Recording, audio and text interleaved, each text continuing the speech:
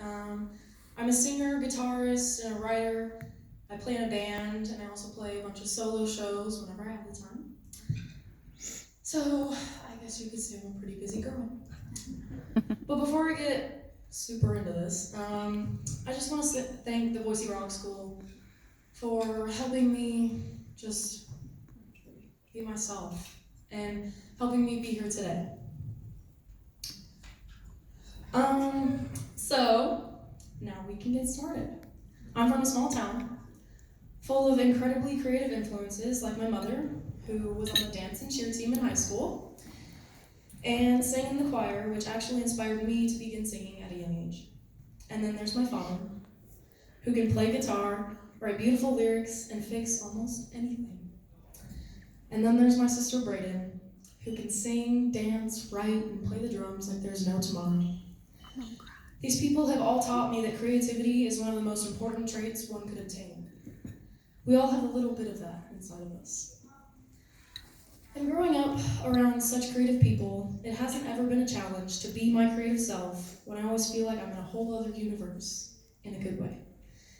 A universe where everyone is obnoxious, loud, and careless of what anyone thinks of them, and a universe that is just otherworldly but makes me feel completely at home. And somewhere in that universe, there's rock and roll. And when I discovered it for the first time, I became a superhero with these amazing superpowers. And when I picked up my first guitar, I was determined to save the world with my voice and a pick. But sometimes life can manage to get you way down. But when it does, I always have one thing to turn to, and that's music. I wouldn't be here in front of you today if it wasn't for music. And there's not a lot I could say to make music seem as important to you as it is to me, because everyone has a different outlook on it. For some, they just listen to it on the way to work, but for others, it's a great opportunity. And a lot of people don't notice all the great opportunities constantly spinning around them, like music had been right in front of me my whole life, and I didn't realize it until just a few years ago. But the fact of the matter really is whether or not you decide to take an opportunity that could change your life forever, or if you're going to continue to keep living inside the box. I wouldn't change my life at all, because I've taken so many great opportunities that have led me here. And everything will work out in my favor if I keep trying and working at my music. I'm just so sure that music is the reason I'm here, and that I can change the world around me with it. I've been doing this too long to think otherwise, and I've been given a great gift. But right now, I'm going to throw it back a little, dig a little deeper into my story, and I really wish I could go on about all the home videos of me singing my heart out to Hannah Montana as a kid, but I don't really think I have that kind of time.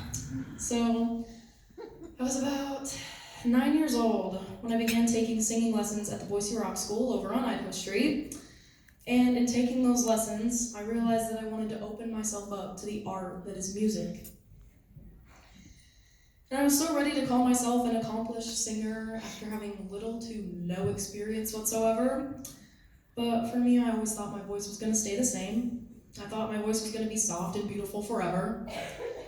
But let me just say that is definitely not the case. My voice is a little bit more screwed up than it used to be, but I like it, and it gives it character.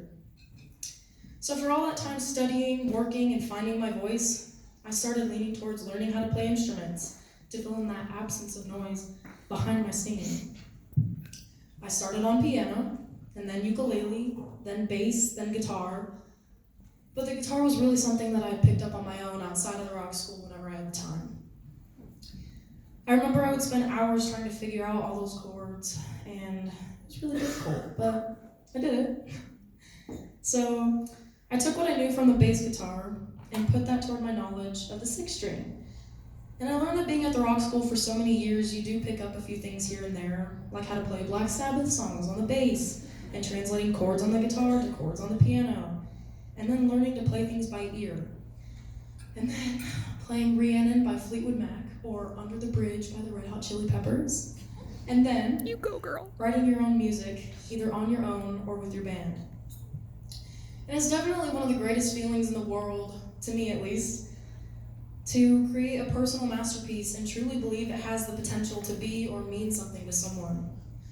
And going to the Boise Rock School has helped me to be able to figure out who I am as a musician within the matter of 3 years. Without music, I couldn't imagine what my life would be like. I mean, before I picked up a guitar, life was boring and meaningless and dull, but I guess I never realized it then. And when I wrote that first chord progression on my guitar, I felt excited in a way that I had never felt before. And if I hadn't heard the song Everlong by the Foo Fighters in the 7th grade, I'd still be blasting today's hits in my headphones, tuning out the world instead of tuning a guitar. I'm really grateful for that song because it reached out to me and gave me a feeling of comfort and relief, and it opened a lot of doors for me. Doors that led me to practicing 4 hours a day, doors that led me to a whole new life. And I still listen to it every single day. And it's also important to me that you all walk away with something from my speech here today. And I just want all of you to understand that music is a huge challenge that no single musician ever overcomes, no matter how great their compositions are. Whether you're trying to find new songs to play or pick up a new instrument, it will always be difficult, but you can take small steps towards great advancements. Statements like that can apply to anyone's life. There will be challenges, but you will learn to overcome them. Being a singer and a guitarist in a band proves that, but I always try to look at it like, this is the most incredible thing I could have done, ever. And I know that's not always the case for everyone. I know some don't have that drive to keep pursuing their dreams and goals. But if you're persistent and you push through all the obstacles and challenges with your head held high and a smile on your face, then you are already successful. Even if you don't feel it, it's there. And I believe that us kids need our elders to encourage us to go out and make something of ourselves. We need you to help us to be people of substance. I wish kids my age could find something like I have with my music. I wish they felt as passionately about something as I do with my music. We all want to live our dreams, we just don't know where to start. So, to all the other kids, and maybe even adults who are trying to live out their dreams, if you're ever stuck, take a moment and look at what you're doing to set yourself back those few steps and start over. In some cases, the only thing in the way of living your dreams is you. And at many points, this was my struggle. I wouldn't take chances because I didn't believe in myself, but I tried to work through it and I tried to get over all the negative thoughts. As a little girl, I told myself I was going to be a famous singer one day. And everyone in my 3rd grade class thought I was delusional for wanting it. They'd say, it's too hard, or you really think you can do that? So I gave up on that dream for a while because I allowed those kids to get in my head and put me down.